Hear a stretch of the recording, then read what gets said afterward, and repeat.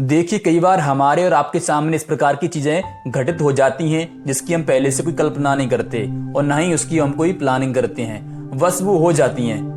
बस कुछ इसी तरह विषय वस्तु ज्ञान प्रतियोगिता नाम की यह विशेष प्रक्रिया मुझे प्राप्त हुई। देखिए, यह सिर्फ एक परीक्षा नहीं है, यह बच्चों के स्कूली पाठ्यक्रम को पूरा कराने का एक सुखद, उत्साही और एक आसान तरीका है। देखिए, पहले मैं आपको इस प्रक्रिया को बड़े ध्यान से स्टेप बाय स्टेप समझाता हूँ। ये परीक्षा पूरे स्कूली सत्र में कुल 4 बार कराई जाती है और इसकी खास बात यह होती है कि यह परीक्षा बच्चों को मिलने वाली लंबी छुट्टियों के बाद कराई जाती है।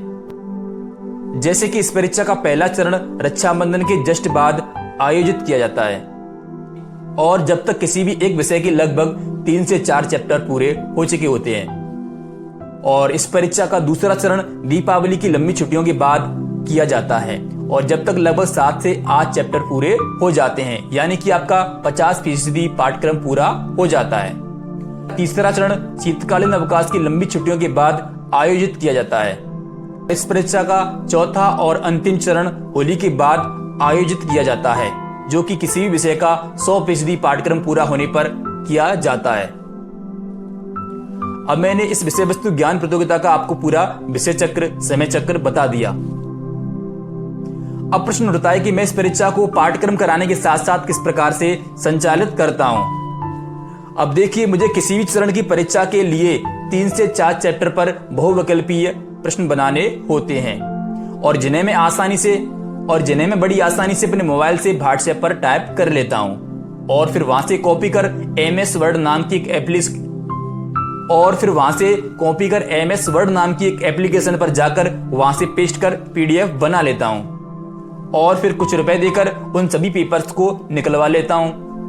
अब देखिए, जितनी भी क्लास होती हैं मैं उन सभी का पेपर एक साथ बनाता हूं, क्योंकि मैं लगभग सभी कक्षाओं की चैप्टर्स को एक साथ आगे बढ़ाता रहता हूं और फिर अलग अलग सभी कक्षाओं के बच्चों को इस परीक्षा में प्रथम, द्वितीय और तृतीय स्थान प्राप्त करने वाले छात्र छात्राओं को शील्ड और अन्य पुरस्कार प्रदान करता हूं और बाकी बचे हुए बच्चों की भी भरकर सराहना करता हूं और उनका हौसला अफजाई करता हूं, जिससे कि वो आने वाले चैप्टर्स को ध्यानपूर्वक पढ़ें और आगे आने वाले चरण की तैयारी कर सकें।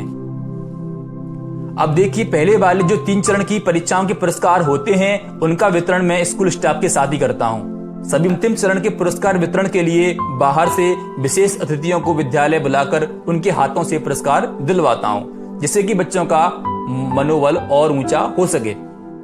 अब देखिए, आपको इस विषय वस्तु ज्ञान प्रतियोगिता नाम की पूरी प्रक्रिया के तमाम फायदे सुनाता हूं, जो कि मुझे अपने स्कूल के बच्चों में अब तक महसूस हुए।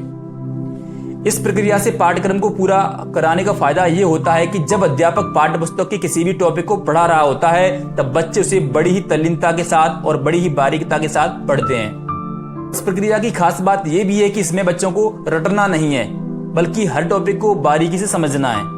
यह स्कूल में लागू होती है तो आप देखिएगा कि हर बच्चे के पास अपनी एक पेंसिल होती है और पाठ पढ़ते समय अध्यापक की महत्वपूर्ण बातों को वो अपनी नोटबुक में नोट करता रहता है, क्योंकि उसे पता होता है कि अगले चरण की परीक्षा में कहीं से भी कोई भी प्रश्न पूछा जा सकता है।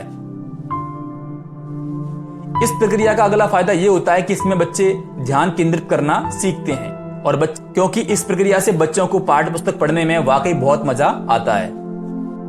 यह प्रक्रिया कमजोर बच्चों के लिए भी काफी फायदेमंद है, क्योंकि इसमें लंबे चौड़े प्रश्न पूछने की बजाय छोटे छोटे बहुविकल्पीय प्रश्न पूछे जाते हैं। कमजोर बच्चे भी अध्यापक की बातें सुनकर टॉपिक के बारे में समझ पैदा कर लेते हैं और जो बच्चे प्रथम चरण में अव्वल स्थान प्राप्त कर पुरस्कार प्राप्त करते हैं तो उनका मनोबल काफी ऊंचा हो जाता है और फिर वो अगले चरण की तैयारी पर ध्यान केंद्रित करते हैं।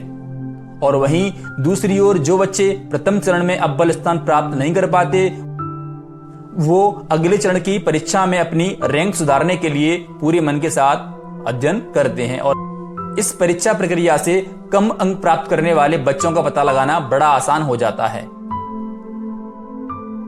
अगर बच्चे अध्ययन में कमजोर हैं तो उसे का निदान कर उसे आगे बढ़ने के लिए प्रेरित किया जाता है और अगर बच्चा लापरवाह है तो उसे घर वालों से संपर्क कर उसे मुख्य धारा में शामिल करने की कोशिश की जाती है। बच्चों के स्कूली पाठ्यक्रम को रोचकता के साथ पूरा कराने की यह प्रक्रिया वाकई बहुत शानदार है। बच्चे पूरी साल बड़ी ही उत्सुकता और आत्मी के साथ पाठ्यक्रम को पूरा करते हैं। वैसे इस प्रक्रिया की असल उपयोगिता को तो आप तभी जान पाओगे जब इसे अपने बच्चों के लिए अमल में लाओगे। अब बात आती है इस प्रक्रिया पर साल भर के पूरे खर्चे की। तो मैं आपको बता दूं, आप अपनी इच्छा के अनुसार कितना भी खर्चा कर सकते हैं। मैं अपनी बताऊं तो मैं तो करीब हर चरण की परीक्षा पर लगभग 1800 रुपए खर्च करता हूं और पूरी सत्र में लगभग 5 से 6000 रुपए खर्च करता हूं।